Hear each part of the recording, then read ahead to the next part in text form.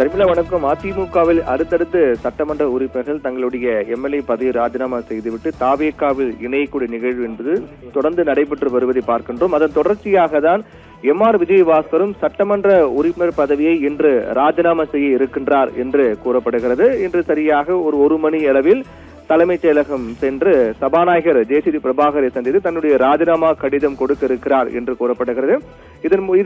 இது உறுதியான தகவல் என்று சொல்லப்படுகிறது. இது கிட்டத்தட்ட இந்த நிகழ்வு நடைபெற்றவுடன் அவர் ராஜினாமா செய்யும் பட்சத்தில் அதிமுகவிலிருந்து விலகக்கூடிய சட்டமன்ற உறுப்பினர் ராஜினாமா செய்யக்கூடிய உறுப்பினர் எண்ணிக்கை என்பது 6ஆக உயர்வடை இருக்கின்றது. ஏற்கனவே பெருந்துறை தொகுதியினுடைய சட்டமன்ற உறுப்பினர் ஜெயக்குமார், மதுராந்தகம் தொகுதியினுடைய சட்டமன்ற உறுப்பினர் மரகதம் குமரவேல், அதே போன்று தாராபுரம் தொகுதியினுடைய சட்டமன்ற உறுப்பினர் சத்யபாமா மற்றும் அம்பாசமுத்திரம் தொகுதியினுடைய சட்டமன்ற உறுப்பினர் இசக்கி சுப்பையா ஆகிய 4 அதிமுக சார்பாக போட்டியிட்ட சட்டமன்ற உறுப்பினர்கள் தங்கள் எம்எல்ஏ பதவியை ராஜினாமா செய்துவிட்டு அடுத்த கணமே அவர்கள் தாவேகாவில் இணைந்திருக்கிறார்கள்.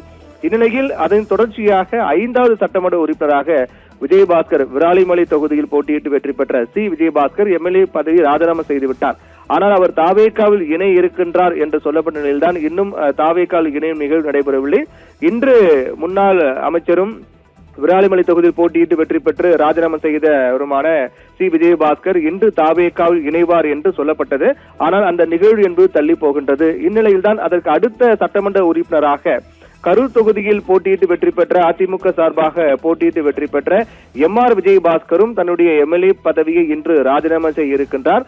அவர் எம்எல்ஏ பதவி ராஜினாமா செய்துவிட்டு அவரும் தாவேகாவில் இணைய இருப்பதாக சொல்லப்படுகிறது. வருகின்ற வியாழக்கிழமை அன்று அந்த நிகழ்வு தாவேகாவில் இணையும் நிகழ்வு நடைபெறும் என்றும் எதிர்பார்க்கப்படுகின்றது. ஃபுல் மூன் காலை 9 மணியிலிருந்து இரவு 12 மணி வரை ஜூன் 29 ஒரு நாள் மட்டும். அதற்கு முன்னதாக ஏற்கனவே அதிமுகவிலிருந்து விலகி சட்டமன்ற உறுப்பினர் பதவி ராஜினாமா செய்த விராலிமலை தொகுதியில் போட்டியிட்டு வெற்றி பெற்ற விஜயபாஸ்கரும் வருகின்ற வியாழக்கிழமை என்றுதான் தாவேகாவில் இணைய இருக்கின்றார். இந்த நிகழ்வு என்பது பெரிய அளவில் நடைபெறுவதற்கான திட்டம் இருப்பதாக சொல்லப்படுகிறது. அதாவது முதலமைச்சர் விஜய் முன்னிலையில் இணைய வேண்டும் என்று தன்னுடைய விருப்பத்தை அவர் தெரிவித்திருப்பதாகவும் அதன் காரணமாகவே இந்த நிகழ்வு தள்ளி போவதாகவும் கூறப்படுகிறது. அந்த அடிப்படையில் வருகின்ற வியாழக்கிழமை என்று கிட்டத்தட்ட 10,000 பேர் கொண்டு திரட்டு அங்கு சென்று தாவேகாவில் இணைய இருப்பதாக கூறப்படுகிறது. அந்த நிகழ்வில் தான் தற்போது ராஜினாமா செய்ய இருக்கக்கூடிய எம்.ஆர். விஜயபாஸ்கரும் வியாழக்கிழமை என்று தாவேகாவில் இணை இருக்கின்றார் என்று கூறப்படுகிறது. இதன் காரணமாக அதிமுக நடந்து முடிந்த சட்டமன்ற தேர்தலில் அதிமுக 47 சட்டமன்ற உறுப்பினர்கள் வெற்றி பெற்றார். 47 என்ற எண்ணிக்கை இருந்தது. அதற்கு பிறகு ஏற்கனவே 5 எம்எல்ஏக்கள் தங்கள் பதவி ராஜினாமா செய்த காரணத்தால் அந்த எண்ணிக்கை என்பது 42ஆக குறைந்தது.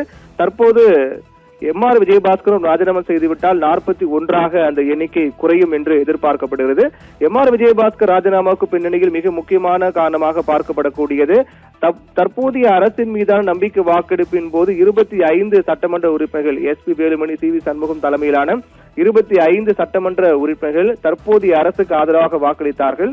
அவர்கள் மீது கட்சி தாவல் தடை சட்டத்தின் கீழ் நடவடிக்கை எடுக்க வேண்டும் என்று அதிமுகவினுடைய பொதுச் செயலாளர் எடப்பாடி பழனிசாமி சபாநாயகரை சந்தித்து புகார் கடிதம் கொடுத்திருந்தார்.